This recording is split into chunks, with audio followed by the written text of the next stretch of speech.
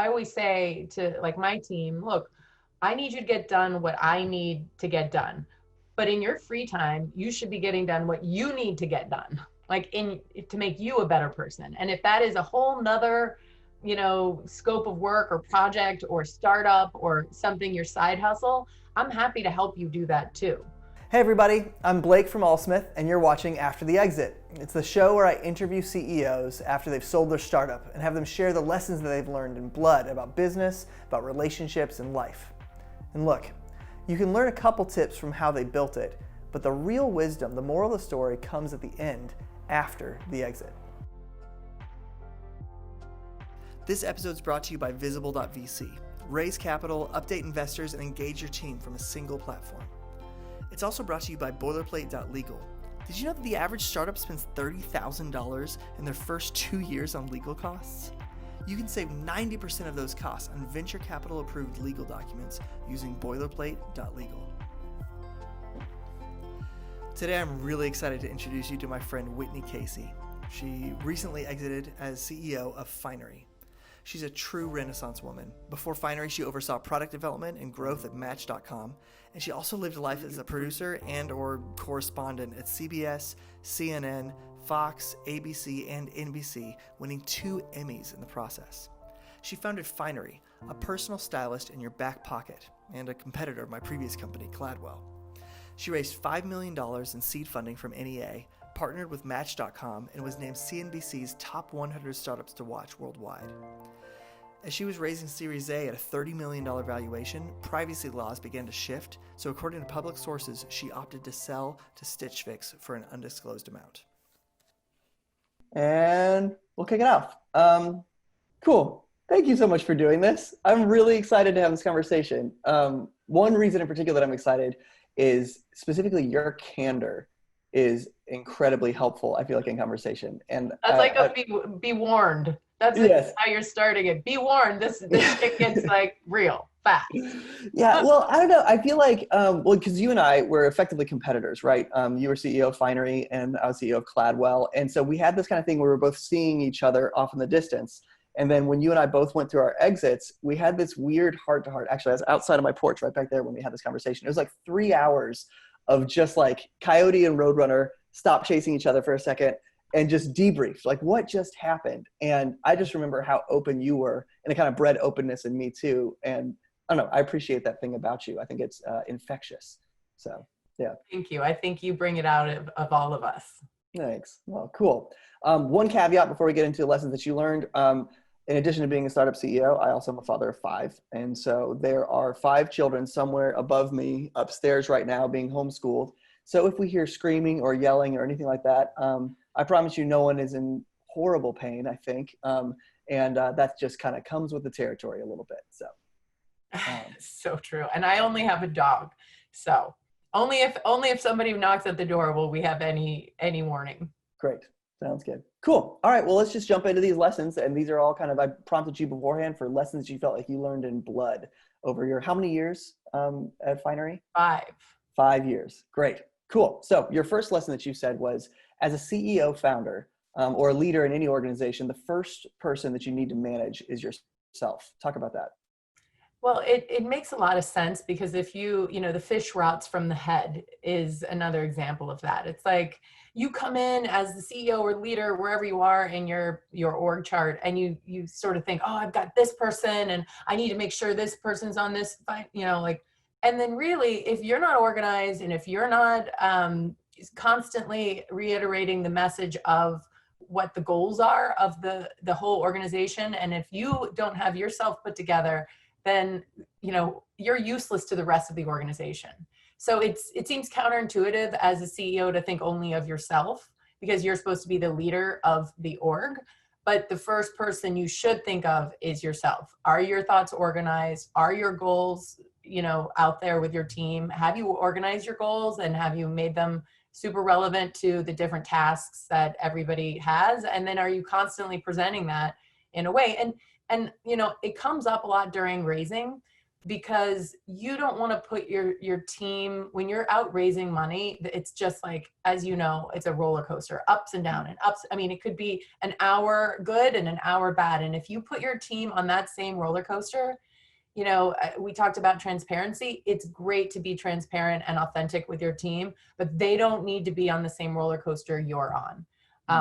And of course, you need to be transparent about where the round is so that they, if it's not looking like it's going to come together, your team trusts you, and you don't lead them off the cliff like you're on. But and up until that point, they don't need to know, and you keep yourself together and present well to your team, and they'll appreciate that as a leader. Were there any practices that you found that you needed to institute or had to like up your game from a personal management standpoint during the process? I think, body language, it's really hard for me because I love with everything and I'm super passionate.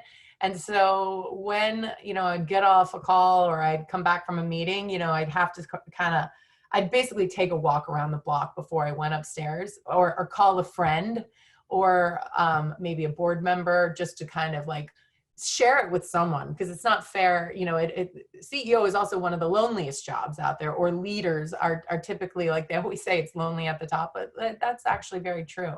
So, but you don't come back and share it with your team.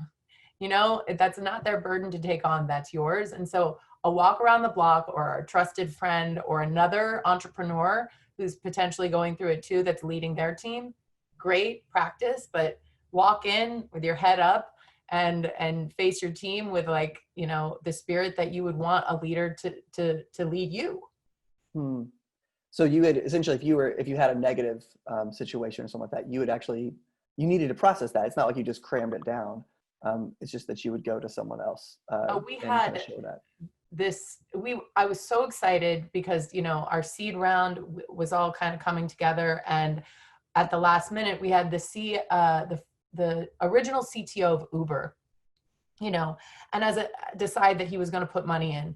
And as a non-technical founder, and non-technical means like, I don't have a coding, wasn't an engineer. Of course, did my 10,000 hours in that, but you feel like you want to be validated by someone in the tech community when you're building a tech product. And he, decided to get on board, and we were so excited. And, he basically sent the paperwork in. So, we had a meeting where we called everybody together, told our team, and everybody was so excited. And then literally within 24 hours, he decided to pull out, and that he just wanted advisory shares. And I thought that was a really terrible thing to do. And I had to tell the team, but I had to be composed. And so I called the guy who actually introduced us to him. And I was like, the dude pulled out. Like, it's so not okay. That doesn't happen with, and he was like, this is business. Don't be emotional. So he was the wrong person to call. Super helpful. Thank you for that insight, sir. Yeah. I was like, and this is a guy I went to college with. And so I said, all right, I hung up from him. And then I called my other friend, who's also a college friend, but in private equity, and told him. And he was like, no, that was really not cool. You don't ask for the paperwork and then do that. Nobody does that. So you're feeling really like what you're feeling is fine. Validated my feelings. And I went back on my team. And I mean, I remember literally walking around the block, like crying, upset, so pissed. Like, what am I going to do? Plus other investors then got excited too. And, anyway, it was a really challenging. And then of course I lit him up in the media and told the story about it. I was like, yeah, that's CTO, that guy. Because you shouldn't do that. Yeah. And that also felt really good. And I'm sure I probably energized the team too, in that sense, right? Because you're defending the tribe, and so 100%. Yeah, that's really interesting. As a person, you're an authentic person, and I feel like I'm an authentic person too. Did you ever feel like that betrayed any sense of authenticity, or did you ever feel tension between being my real self to my team, but also being my maybe more positive self to my team? Yeah, I always did, because I feel like authenticity is truly I'd say the motor behind getting people to do their best work, and so then when, you have to channel the part of you that knows this is the right way to lead, and that's being authentic, because you are a good leader. Hmm. So knowing Yeah, that, you weren't being inauthentic. Like at that point, you weren't being inauthentic with your team. It's just that you got yourself to a place that you want to share that authentic part. Yeah, and that's that's helpful. Hmm. being real and being a human in front of your team is fine. Like when some part of, someone on our team, his mother was diagnosed with some pretty terrible, news, I hugged him and cried with him, like that is okay. But as the leader, you need, when it comes to business, you need to save all of your fears and emotions for your own time. Hmm. Yeah, that's really good. I share that lesson. I feel like I expressed a lot of my fears and emotions, and I saw the what do we call it? The whirlwind that creates. It can be very disorienting for a team. So that was wise. Hmm. Thank you. Yeah. You got to make this stuff up as you go along, right? Mm-hmm. And then you practice it and you're like, oh, that worked. Okay, let's do that again. Yes. Yeah. Your second lesson that you said was, if you're the smartest person in the room, you're doing something wrong. Talk about that. I've always felt that way because one, I have always had imposter syndrome. It's just like part of, I think, somebody who's curious. You kind of land in places you probably don't belong.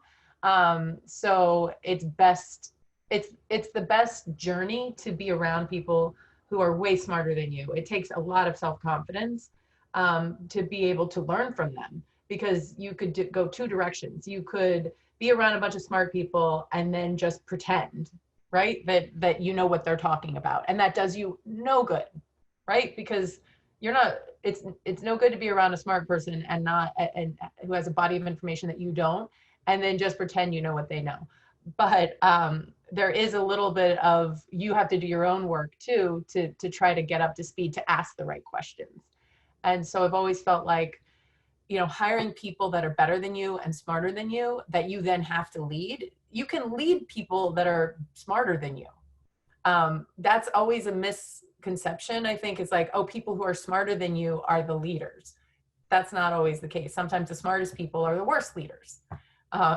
So, hire people who are better than you, and they will make a better organization, and they will follow you if you lead with conviction.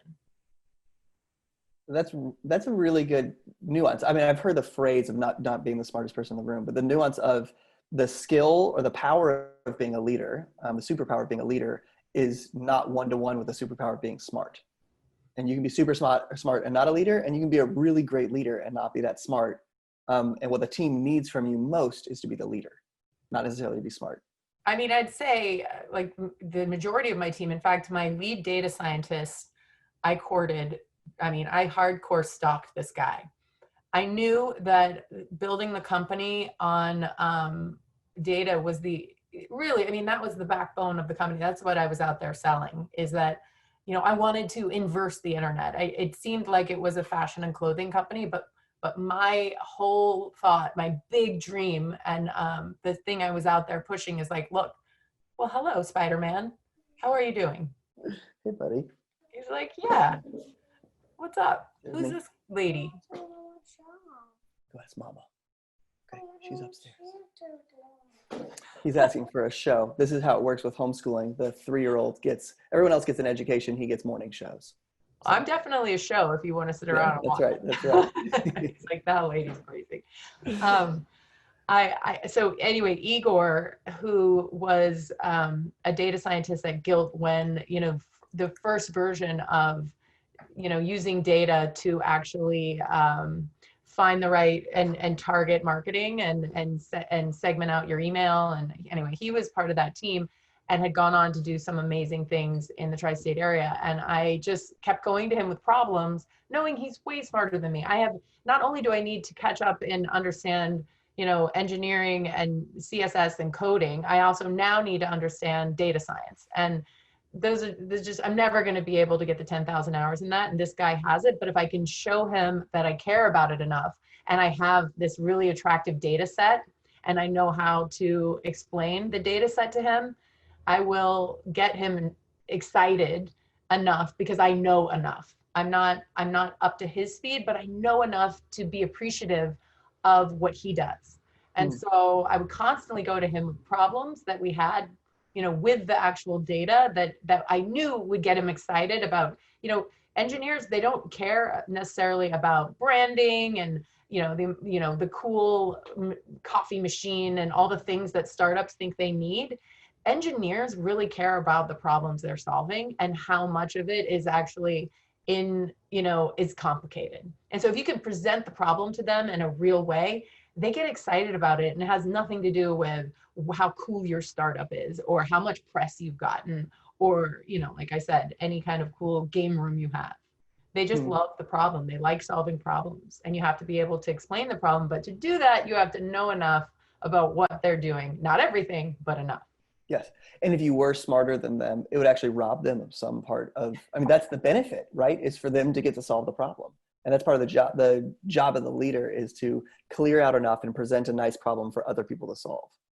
Especially engineers. Yes. Yeah. Well, that maps into your third lesson, actually, where you said, so first you just now said, if you're the smartest person in the room, you're doing something wrong. But then the next piece is you said, be good at everything and take all the jobs from the people who aren't good at anything. That feels contradictory. Talk about that. Yeah. This is more of a big organization thought process. Like this is for people who are potentially in a bigger organization that are thinking about potentially going to do a startup, right? Because I always say to like my team, look, I need you to get done what I need to get done. But in your free time, you should be getting done what you need to get done, like to make you a better person. And if that is a whole nother scope of work or project or startup or something, your side hustle, I'm happy to help you do that too. And what I find is that, people in big organizations are told to stay in this lane and you go and you do this. And what I like to say is, yes, do that for your boss. You need to get that done because that's where they're pointing. But if you see something on the other side of the organization that also needs to get done, that's maybe doesn't fall under your scope, get your job done, of course, get your task done. And then on your free time or your weekends or your nights, rather than hang out with your friends or, like drinking with your buddies, whatever it is, watching lots of or doing fantasy football, like get the other thing done that's actually interesting to you or fascinating or needs to get done in the business that maybe isn't in your lane. And then you come back to the group and you say, I know I wasn't tasked with this and I already got my job done. I did see that, the site had a lot of, UX issues that I wanted to work through on the weekend because I'm trying to understand product. Maybe I'm in, partners or partnerships or dev or something like on the other side, business development. And I really want to understand product better, but I get my job done. And then I come out on the weekends and I try to understand UX and I'm doing some QA on the site. And here's a presentation of where I think we could be better on the product side, right? Great. And now you're learning about product on your own time.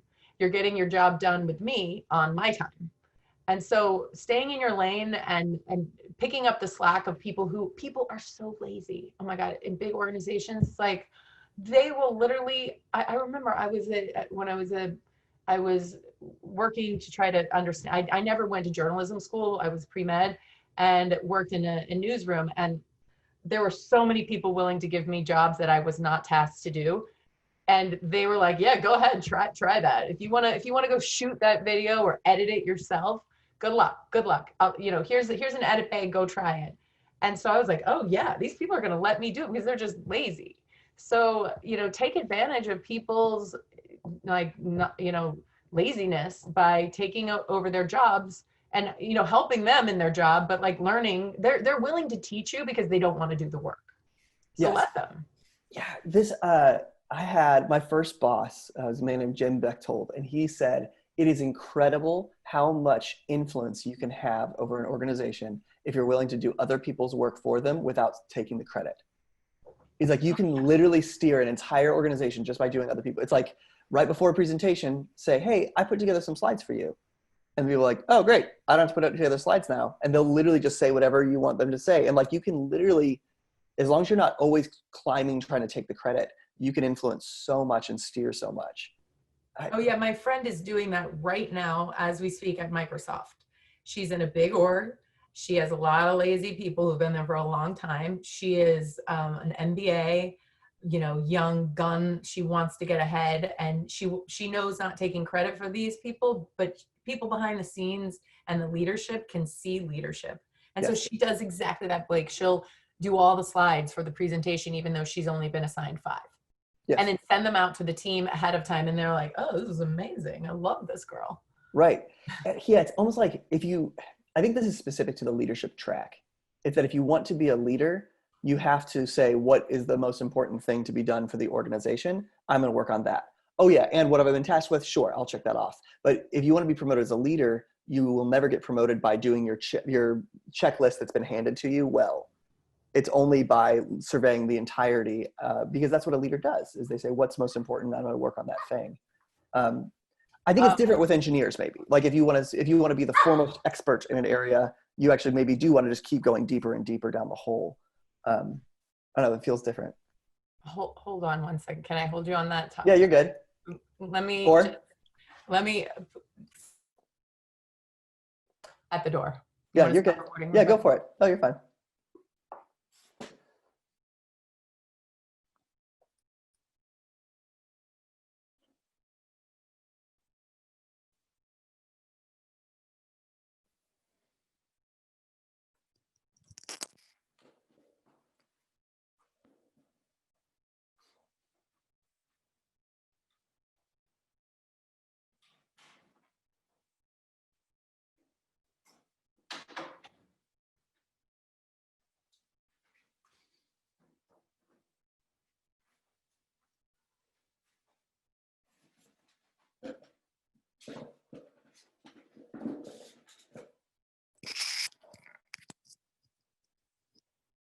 Sorry. You're good. Furniture delivery. Oh, you're good. Well, we had Truman in here earlier, so this is welcome to COVID. This is life. I know. Yeah. Cowboy he gives off a little warning bark that all 4 pounds of him. So exciting. Great. Yeah, it's a little doorbell extension. Yes. Yeah. We were talking about leadership track and the importance of doing what you think is best for the organization as opposed to what you've been assigned. I mean, as you said it the best. Like the second that you pick up somebody else's work, you don't, the important caveat is you don't try to take credit for it. You just do the work because it's not your work to do. You let them say they did it, but you get the learnings, and the learnings are what is going to make your career, just the trajectory, so different. Yeah, that's really key, because otherwise you do become a threat to people if you're constantly trying to take other people's work and then claim it. Yeah, that's a big deal. The learning is what you earn. The learnings is the earnings. Ooh, wow. So that's actually not the correct English, but the learnings are the earnings, I guess. Sure. That's better. Sure. Yeah. Cool. So number 4, you said, I think this is related actually somewhat. You said, don't put in your 10,000 hours. And you talk about the book Range a little bit. Talk about that. I love that book.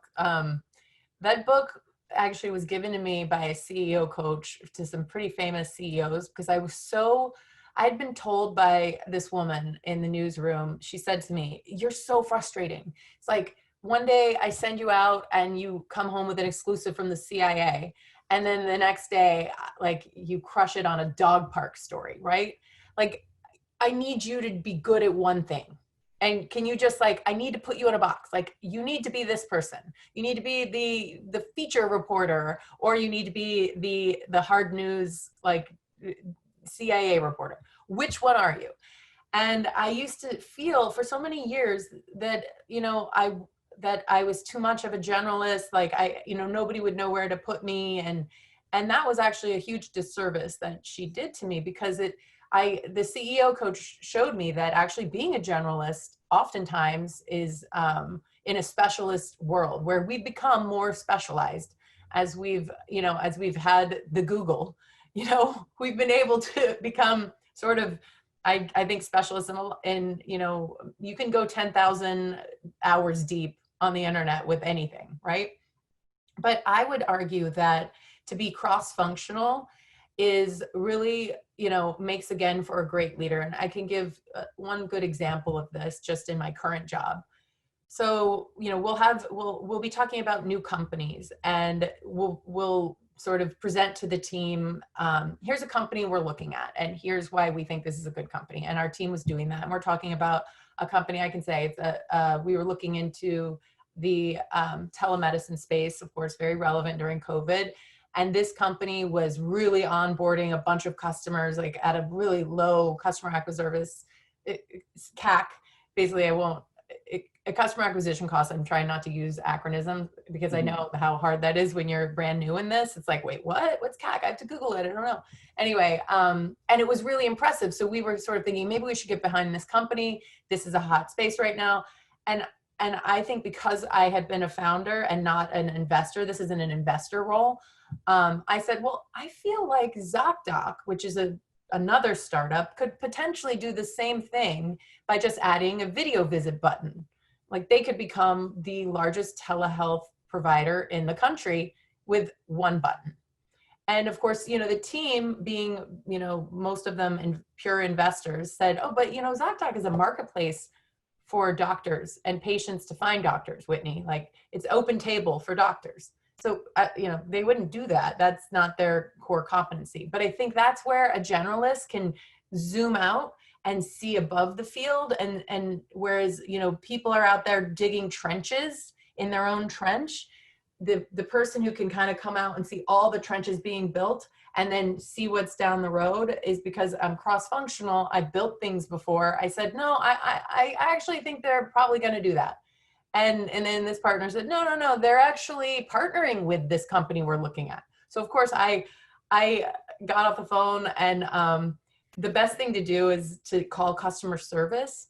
I of course reached out to the founder, but in the meantime, I was like, I called customer service for ZocDoc, and I said, I really want to talk to my doctor on video. Is there any way you guys are building that or doing that, or can I, and they said, oh yeah, we're actually in 3 weeks, we're going to launch that. I just got Wow. did a little victory dance.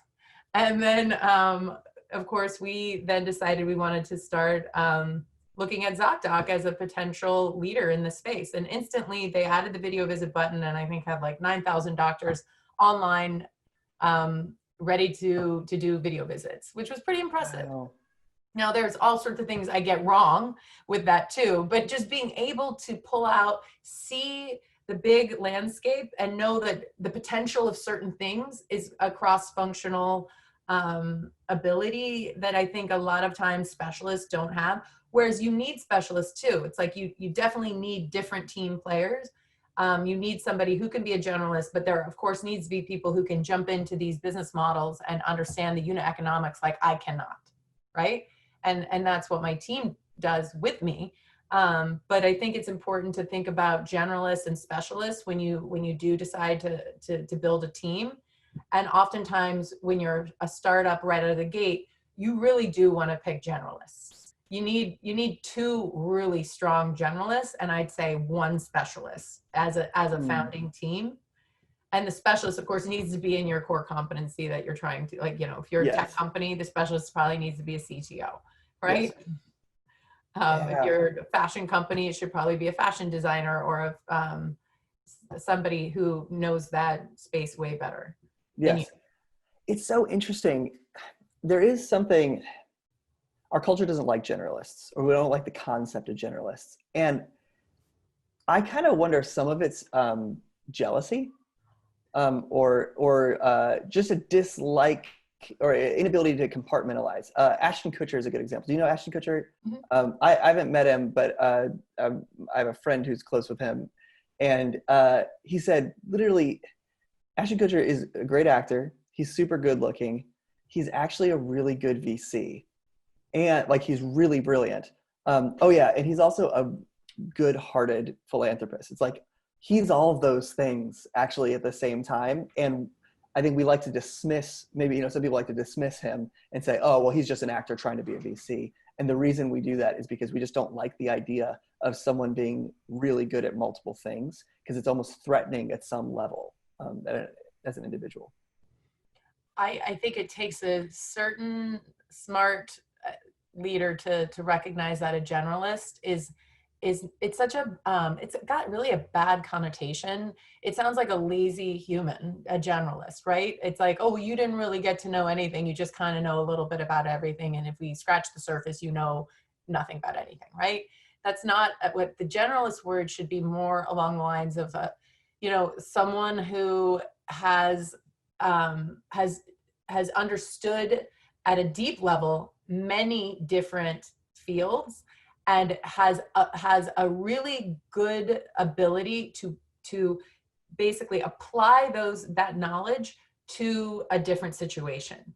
And I kind of look at it as like a CPU, like a really bright person, and just like a processing unit brings in information, and then like in a really good neural network, you then can apply that to other things, right? Like it basically is. Let's give an example of like you may be really good at coding, and you're also really good at product, right? But let's say you're not really good at identifying business opportunity, but you have these two things, and then you see a business opportunity, and then you can apply coding. You look at the coding and you say, this is a really good product, this is strong, this has been built on really good bones. And then you understand sort of product flow, and those things are not necessarily independent. And then you can look at the business opportunity and apply those two things and say, from my two functional areas, this is a good business, right? And that's just a small, tiny, like little pyramid of that. You, as a generalist, you want to be able to have kind of like each one of these trenches being coding, being UX, being HR, EQ, all of these things, and then apply them to different aspects of life. And I think that I'm maybe not putting it into the best words, but that's where a generalist can really take a lot of complex and unpredictable fields and apply things that they've learned from other areas and the learnings of those onto something new. Yes. It's almost the connecting point between all of these different silos, right? That's the generalist's job, is to know where all these silos are and have enough information to know which one applies where, and to make connections that other people don't see. Because the deeper you go down, the less you see the other areas. It's just, attention only goes so far. And it's hard with, I think too, with startup founders. It's sort of counterintuitive, because like once you get going on your own business, you're like I said, heads down, laptops up. And yep. It's just like having somebody around that can also understand the milieu of what's happening outside of you is like, you can't really right now, you can't focus on that. So I guess like the next learning from that is, yes, as if you hire generalists, then you need to focus them on specific tasks if to move forward, right? They can't be generalists while they're working in an organization that needs to get stuff done. You want them to be generalists to be able to apply all the learnings from everything into the thing that you need to get done now. Yes. And so, yeah, you kind of describe that. You say, be all-knowing in your space and read everything you can get your hands on, and talk with anyone who will listen. And then you put your head down, shut your trap, and work your ass off. Yeah, that's the thing too.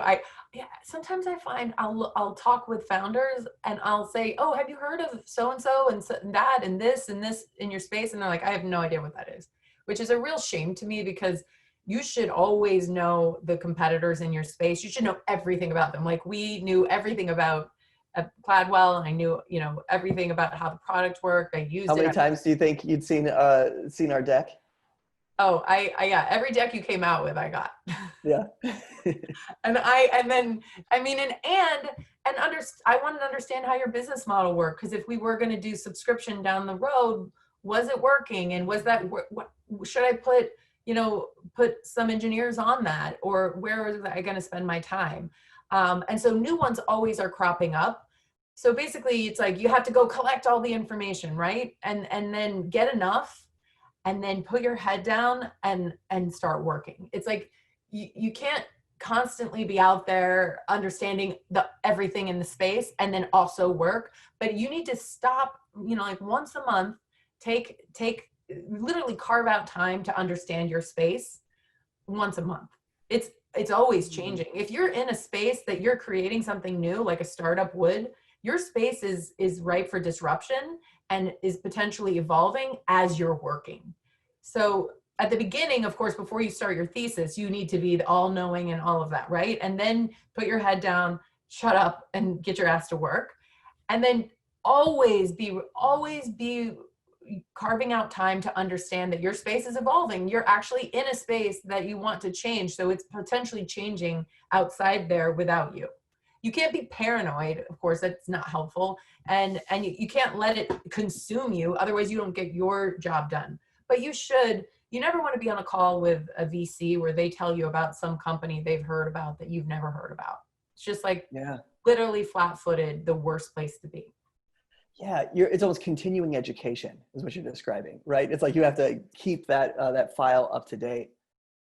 There's a point in each of these interviews that I feel like I need to write something down, and then I feel stupid because I'm like, I'm recording this right now. I don't have to write this down. But that's a key insight, that idea of actually mapping out time to stay up to date on your industry. Because I felt that thing, and I think at some point it starts to feel like a distraction to think about your competitors or think about your industry.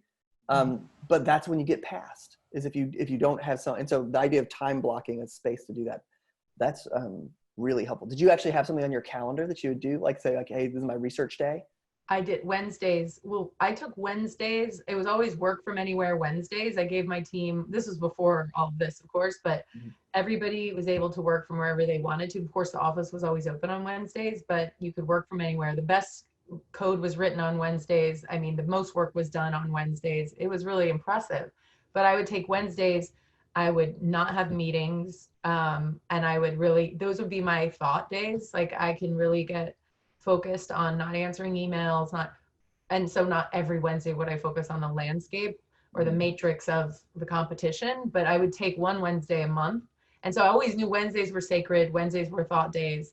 Don't interrupt on Wednesdays. And use that time. It was really important to me. And now I kind of think, what am I doing now? Because this is like I need to know I need to know not only all of I need to know them all. And so it's a little bit overwhelming, I will say, to think because if one of my colleagues says, oh, Whitney, have you heard of so-and-so startup? And I haven't, I feel like I failed, which is not the case because you can't, know about them all, but I don't like to be caught of like, oh no, I don't know anything about that. Tell me about it, 60-year-old. Sure.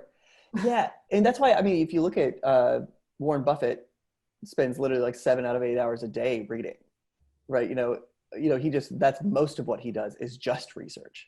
And then, because as an investor, there are very few actions you take. You might take one action a quarter, and then everything else is just learning. And it's almost inversed, right? Where like as a startup founder, maybe you learn once a quarter and then you act the rest of the time. As an investor, it's the other inversed. Yeah, and it's so annoying too because I hate it when investors learn on my time.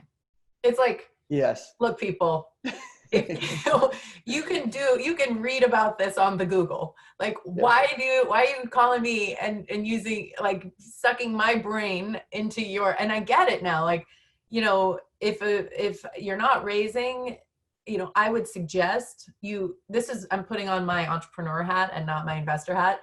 You don't, talk to everybody, every investor who's interested in your company at the time.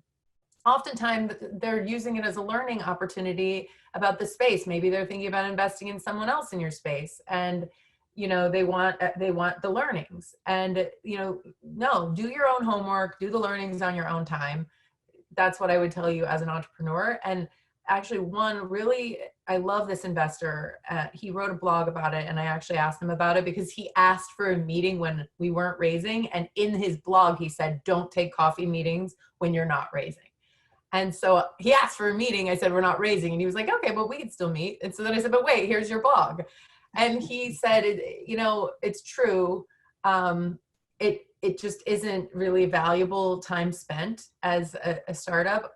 I would say that in building relationships at the growth stage. So I'm at the growth stage now.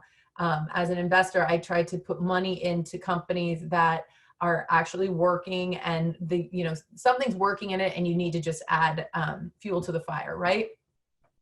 You do have to have relationships early on so that I can track the fact that your company is growing and that we knew you when and now. So it's a little contrarian, but I'd say the best rule of thumb would be, if you're at the seed stage, it's probably best to get your investors, get them on board, and then keep your head down and get to a good solid Series A. And then once you're in Series A, you do need to start having meetings periodically, because to get to the Series B is a big jump. The metrics have to be working, and you're going to need relationships if the metrics are not working, especially. So that's where I'd say the difference is. If you're pre-seed, haven't launched, don't take a bunch of meetings all the time with everybody. Focus, get your product to market. And then when you're Series A, do take some time to start building relationships, even if it means you have to teach investors about your space. And so I think that's just the best rule of thumb. Of course, you need to just do what's best for you. Maybe your company is bumping, you don't ever need to talk to anybody, and you just bust out your Series A and B, and everybody's chasing you down. That is very rare. Yes. It's so interesting. This is an ongoing debate amongst founders, which is do you nurse relationships, or do you just jump out and, appear out of the woods with, whatever metrics you have? I personally like the latter. I liked not shopping around until it was time to raise and then running a funnel. I find that I just like to have the control. And I think that there's nothing more exciting than MRR you've never seen before, especially when it's higher than you anticipated. As opposed to, I think it's less exciting when you're tracking it month by month in these monthly updates. I just feel at that point, it just feels like so much work to get to $1 billion. When even if you're growing 20% month over month, it's nah, this is going to be a long time till they really get there. And so I think it's just harder to close. But it's a debate. And so that's an interesting place. If you're saying, great, you track on the later stage, you have to track month over month. But on the early stage, just come out of the woods and start raising. And it's you have to build trust when you get to the growth phase and you're going to write somebody a $25 million check. There's also relationship there. Yep. And that you're putting a lot of faith in the management in addition to the concept and the business, right? So that's where, seed is kind of I'm going to make it so simple, and it's actually really hard to be a seed investor, is just, throwing spaghetti up on the wall and what sticks, right? Because there are not many metrics or data points that you can actually point to. You have to really believe in the team mostly, right? And so, and then really know the space potentially and understand the concept and think it's a real disruptor. Whereas in the next phase of relationships with investors, you need to have you need to trust that person and have a record of they've told you they were going to do X and they did Y. And that the reason why they did that was because of this, and you totally understand that. And that means you have to kind of start talking to them early. Yeah, that makes a lot of sense. That's very helpful. Speaking of relationships, you said number 6 here, you have actually the next 2 are both about relationships. You said first, with a startup comes tough decisions when it comes to relationships. So talk about that a little bit. I know this was more on the personal side, but yeah, I was kind of curious to hear that. So, everybody always talks about work-life balance. You need to have it. And frankly, I think, I would never dissuade you from starting a company, but you need to realize that it becomes all encompassing. And I think that the turning point for me was when I took other people's money, right? It became an obsession because I was when I'm building something on my own or I'm working inside a big company, I'm super, vigilant about what I'm doing. But suddenly when I take someone else's money and they've invested in my concept and my dream and the vision I have with my team, there's something that switches that becomes maniacal, and maybe I think I've heard of it in a lot of founders. It's strange when you take someone else's money, all of a sudden they believe in you so much that you become almost obsessive with building, and you almost have to be a founder. You have to basically say, I'm jumping out of this plane and I don't know if my parachute works. And that is, you know, you have to have a partner who is totally on board with that and is like, okay, I'm okay with you being obsessed. And what's interesting is, you know, my partner at the time had been a startup person, was an entrepreneur, but earlier, like I was like, he like shot out of the womb and went public. Like, it's really not fair. He literally did that. And he was like probably 26 or 27. And then, you know, took his company public, had one round of funding, like went from 1 million to 1 billion. I mean, the guy, it's just like insane. So, you know, that wasn't the story for Finery. And, yet I was determined to make it the story and make, you know, work my ass off in the interim. And I just did not have that concept of, you know, engineers. He was an engineer. Engineers are like, the harder you work, the dumber you are. And I'm like, oh shit, I must be really dumb, because I work really hard. And I think as a startup founder, you need to realize, like, you need to have your partners 100% buy-in, and it's like going to be a lot of dinner talk around your company. And, you know, like, they need to be okay with that. And so two startup people may be the best, you know, solution, because the two of you are really kind of going through it at the same time, or maybe just a really unbelievable supportive partner. Because, or you just need to be, and I don't know how to do this, frankly. Balanced is just, I don't know how to do that. That's just not how I operate. So, and my partner, I don't think understood. He's kind of like, at one point I said, oh, you know, if we don't get this exit, I'll never have another startup, or I'll never have a future career. And he was like, you still want one of those? And I was like, what do you, wait, hi, have we met? We've been married 10 years. Have we met? Yeah. So I think the lesson is really, you've got to realize it is literally jumping off of a plane. I mean, that's what, the founder of Netflix said. It's like jumping out of a plane and not having a parachute. Like, you give yourself, you give all, and you're risking so much, and the time is all consuming. It's like a child. They will take all of your time. They don't have any concept. A startup is like that. There are always things you can work on. And you have to be able to pull yourself out of it. And that's not very easy to do. You have to know yourself well going into this, and prepare your team, meaning your husband, wife, kids, whatever it is, that this is what you're going into. And is everybody cool with that? Sure. Did it affect your friendships too? 100%. And in fact, one time I had a friend say to me, like, I was very offended, you know, you were coming to South by Southwest and you didn't like tell me you were going to be here. And I said, you know what, this drives me nuts. You guys all have these babies, and you expect us all to stop the world and like pay attention to your baby, go to your baby shower, like coo over your baby, all that. I just launched a baby. It did not come out of my vagina, but it came out of the universe. And it is very, very important to me. Just like a baby is important to you. It's everything to me. And if I didn't, you know, like the first baby that you have, these moms, they go nuts. They're like rightly so. They just created a human, you know? And it means so much to them, and they want you to see the baby, and they're not talking to anybody because they're like constantly focused on this brand new thing. It's like, could you afford me the same luxury that you afforded yourself when you launched something? And then she got it. She was like, oh God, you know what? I'm so sorry. You're right. This is your baby, and it's okay that it's not a human, but to you, you're employing people. You know, that's life-changing. You are, you know, you're innovating, and you're moving the needle for women by being one of the first female CEOs to, you know, exit, to get a patent, and to raise a certain amount of money from big investors. Like, these are all big things that the baby that you just actually birthed is a woman, and I'm changing things for her. So let's be okay with the fact that I went to South by Southwest and did not give you a call. Yeah. Yeah, there's something about, because it is all encompassing in a lot of ways, and not necessarily like you're working around the clock, right? Everyone still sleeps and you still can have friends, but there's something about the weight of responsibility that it's very difficult to get out from underneath that weight, even when you're relaxing.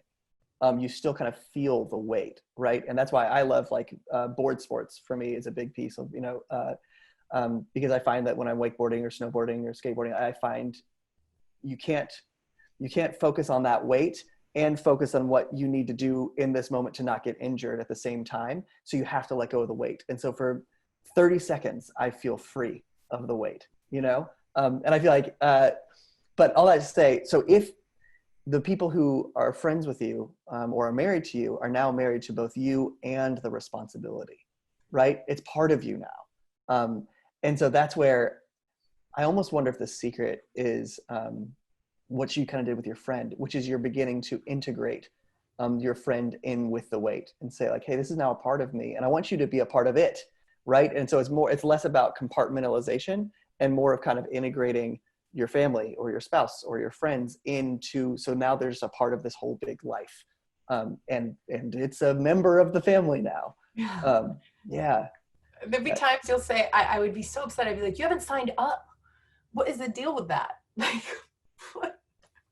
It's free. Sign up, yo. I mean, like I came to visit your baby. You sign up for mine. Yeah. My gosh. Yeah, I know you know that, Blake. It's like, wait, you haven't signed up? How did you, I mean, you're a woman, you wear clothes. Yeah. Sign up. Yeah.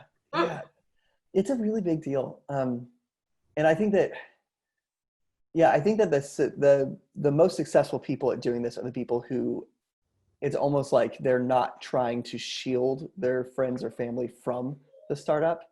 And it's more that it's like they're just kind of bringing everybody into it. I talked with a guy yesterday who like literally he would just like bring his family to work all the time, and like suddenly he's like, oh, they're all, and so when they go home and he's talking about work, they know who they're talking about, what they're talking about, what the issues are. And my wife was very much like that. So like at company Christmas parties, she'd be talking to either another spouse or another person and be like, oh, I heard this metric went down, that's really a big bummer. And depending on the level of communication of other people in the company, they'd be like, I don't even know what you're talking about. And it's like my wife would know deeper about the company than other people in the business. And I don't know, I think it's important, but it's a really difficult thing to navigate. But that's awesome, Blake. That means you found the right partner. I mean, that's an amazing victory.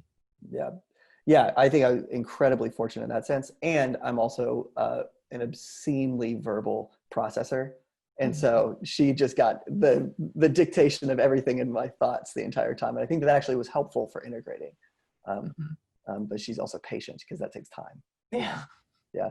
So talk about, also from a relationship standpoint, talk about external relationships. Your last one was don't network, instead make connections. I've actually, it's interesting now in this next role. I feel, I get a lot of people right out of MBA programs say to me, it's like, how do you know so many people? I'm like, first of all, I am old.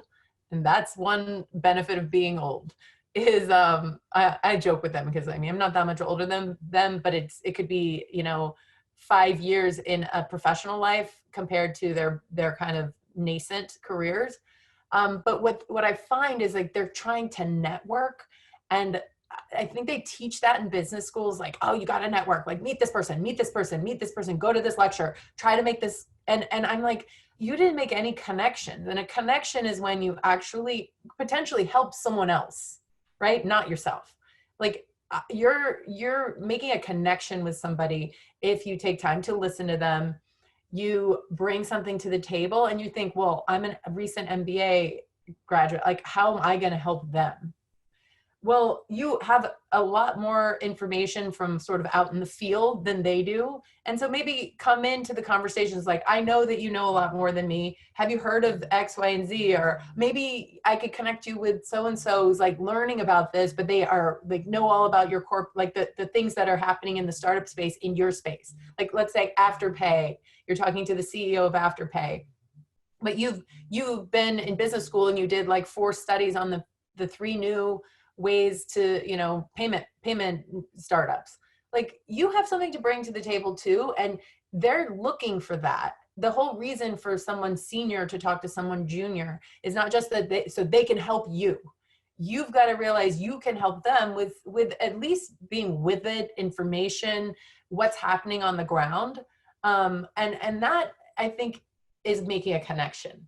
How you can help them too. And I think oftentimes young people don't think about the fact that they can bring information to the table that can help. And so you need to make a connection with people. And that means being there to provide them information also. Not just like, hey, I want to meet you so that later, there's this one woman who contacted me, is like, oh, your background is really cool at the firm compared to, Bain, Harvard MBA, blah, blah. But I felt after that, she just wanted to network, because it was sort of like, okay, the next email I got was, how can you help me find a job? Right. And it just felt very transactional. And instead I would have approached it like, okay, great. I need to meet you and have some FaceTime with you. And then I would have said, I would have found out in that meeting, okay, what interests do you have, Whitney? What do you, and she would have known, oh, I'm really into looking at the next version of shopping, like live stream shopping. I'm super interested in that space. If I were her, I would have gone home, found some friends that maybe started a startup or had done some study in that space or whatever. You have friends from MBA or whatever that in your world, or just go do some research and put together a couple of things, send it back to me and say, I don't know if you have time to look at this, but I thought this may be interesting to you, or an article or something like that. And then you're providing value, you're making a connection. You're not just networking. Yeah.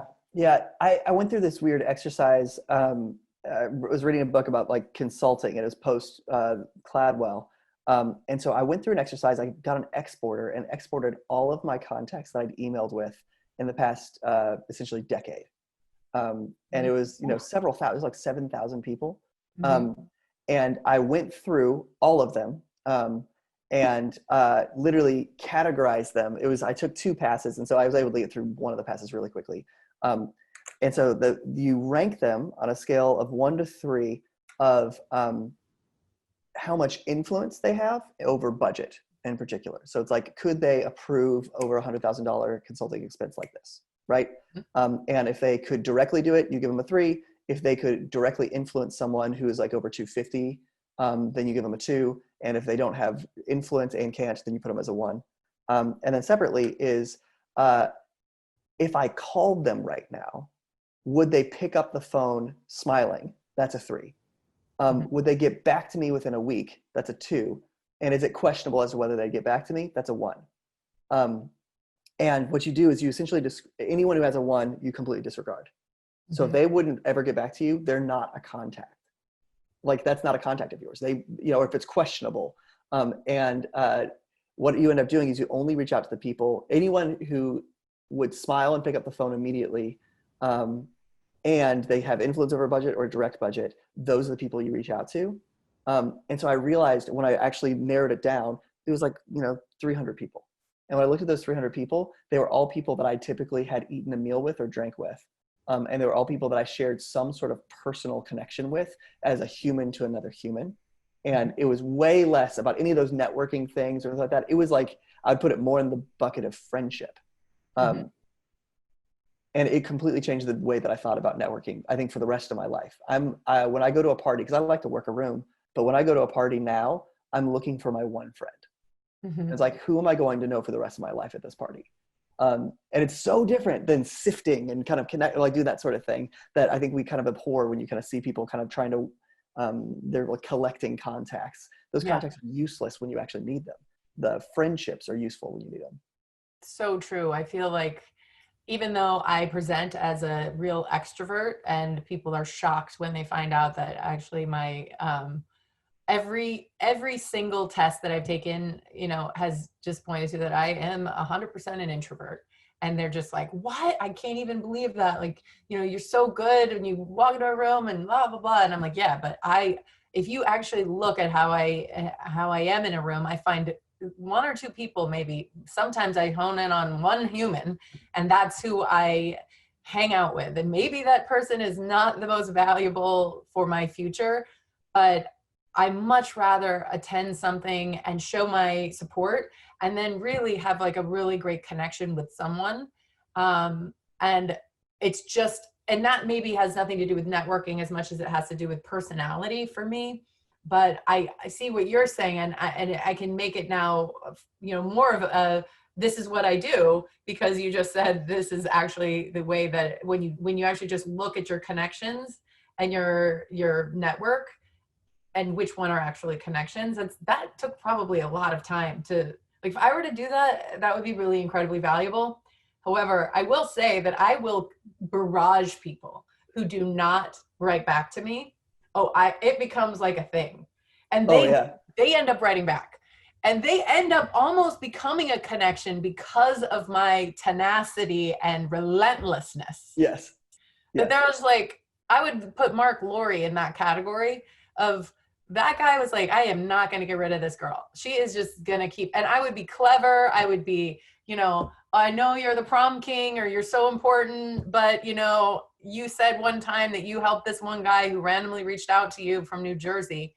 And I'm that girl randomly reaching out from you, and you're not helping me. Yeah. I mean, I just like call them out. That's and great. Then I would just bumping this up in your inbox. I mean, I'm like that annoying person. Yeah. And then enough to, him potentially thinking like, you know what, this person's not going to leave me alone. And, maybe there is something that maybe this person has something they need to tell me. Yes. You're rising above the filter, right? Yeah. If you keep on persisting. My dad says no human being can ignore 7 voicemails. Which that was such a good way of saying it. It's like, if there's a certain number that if you keep on pushing, eventually they respond. That's true. That is true. Yeah. I mean, great. Now you and I are both going to get a bunch of spam because of this. Thank you for that service. Oh yes. That's a tough one. I mean, you need to. I had met him, by the way. I met him at a dinner for NEA, and he was one of my investors' best exits. Right, mm-hmm. Jet was an NEA company that they backed, and it was like $3 billion exit, and in less than 16 months or something like that. And that was all Mark Laurie and my lead investor, Tony Florence from NEA. So there was a connection there. I met him at that party, and then kept emailing him after that. And he'd say, email me in 2 weeks and then let's regroup. And I would put it on my calendar, email Mark Laurie, 2 weeks. Yep. And mostly because I don't like being told no. So I don't know if there was really something there yet, but when I wanted to figure it out, I wanted to be able to. Yeah. No, that's really good. And it's not annoying. The other thing I would tell you too is like, it's not annoying to actually do that. It's really quite helpful. I find when, and I used to tell everybody I worked with, like, if I don't email you back, I'm bumping this up in your inbox, like it's for people who are really busy, and, it's okay. It's okay to say, I'm reminding you of this email. It's totally great. You're actually providing a service. You're providing a service to them. Yeah. Yeah. I mean, I actually have Mixmax, which puts a little like reminder every 5 days if I haven't responded to an email, and it'll say like, it's been 5 days since this person wrote this email to you. Do you want to reply? So I already have this built into my software. So if I clearly have opted into that in my software plugin, then I'm really happy for the human component of it.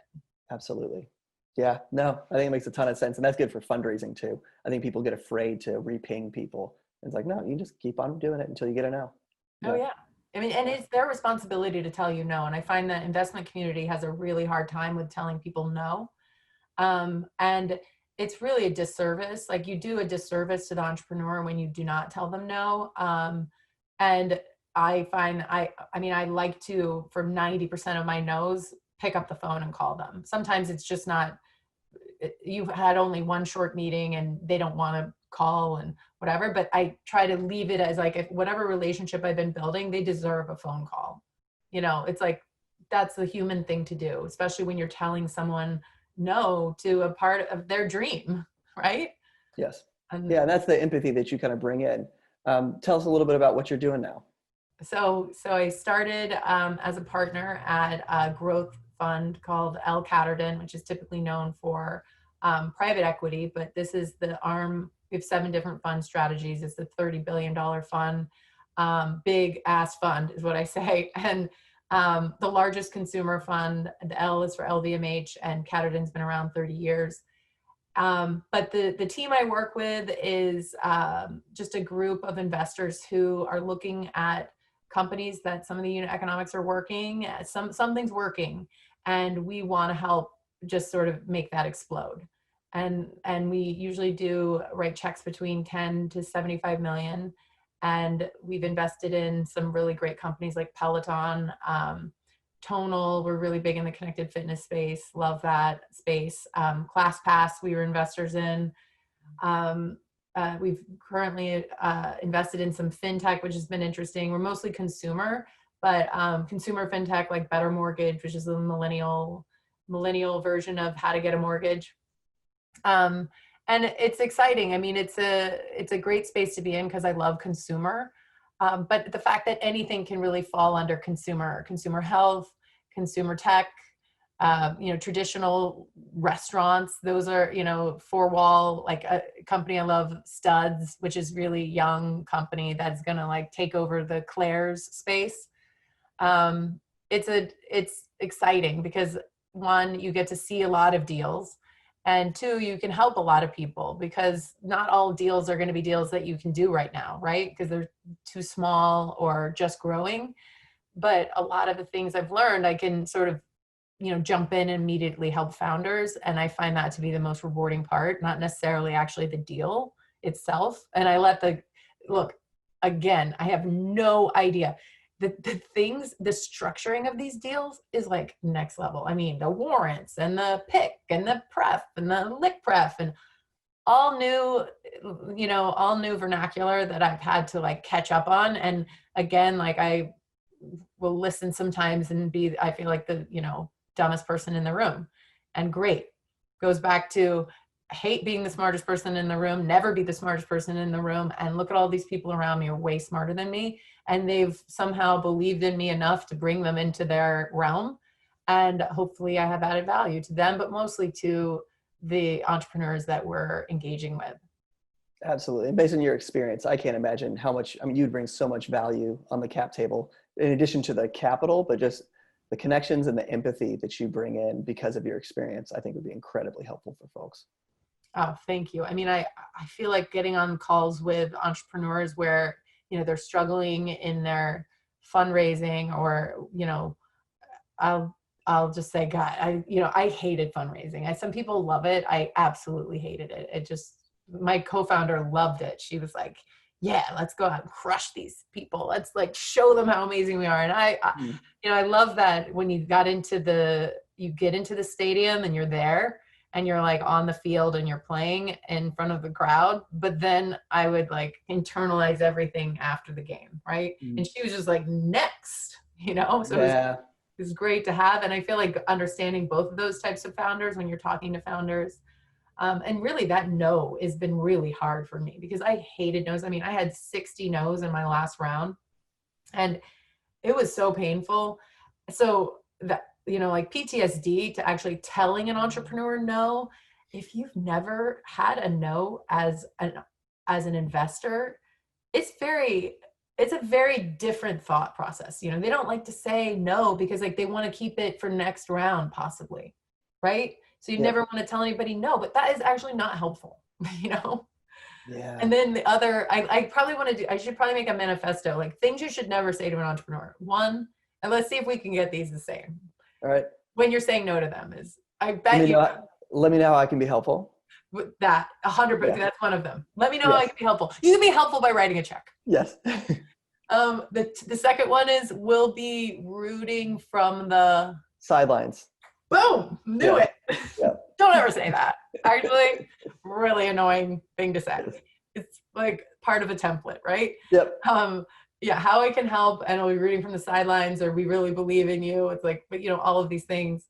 Yeah, the best way to believe in me is to write me a check. But I get it. And that's why I feel like a call is really great because you can't go back and read a call and be angry about a call.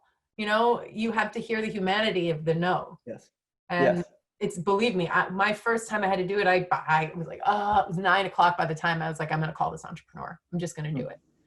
And it just didn't get easier. I had to do one last night and I was like, this is terrible. I hate this, but do it. Rip off the Band-Aid, do it. But the fact that it hurts you, I think actually softens it for the entrepreneur, because you can empathize and you actually know, I don't know. I think that we need more and more entrepreneur investors because, you're acting out of empathy. It's a huge deal. It's true, but I will say I'd have to see both. Like now that I know, being like with the team that I work with, I'm so thankful they all aren't entrepreneurs, because like some of the deal structure is really complex at this level. And like you have to have been doing this to be able to look at a company holistically and understand how you're going to be able to exit, make money. Like that's a skill set that an entrepreneur just doesn't have. I mean, just it's not innate to immediately look at like cap tables and understand like how you're going to get paid back first is not something we're constantly thinking of. Yes. We're innovators, they're executors. Yes, this is a big yeah, it's a whole different world, man. But it's great. And the fact that they're seeing that to bring more women around the table, really important, especially in the consumer space. If 85% of every dollar is in the consumer space is spent by women, it's good to have some women around the table. And the fact that they're reaching out and really understanding that the people that I work with, as like being on the forefront of the consumer space, being the #1 consumer fund in the country, is like, these are the next generation thinkers. And I'm really proud to be a part of them. That's awesome. If people want to get a hold of you, what's a good way? Are you different social media like Twitter or email, or how do you want people to reach out? Email whitney.casey@lcatterton.com. Great. Cool. Whitney, this is awesome. Thank you so much for doing this and sharing all these learnings that you have. I really appreciate it. I'm so glad we were frenemies that became friends. Yes. Yeah. Great. Hey, I hope you liked that video. If so, maybe watch another right here. Why not? Also, make sure to hit subscribe down below. Thanks for watching.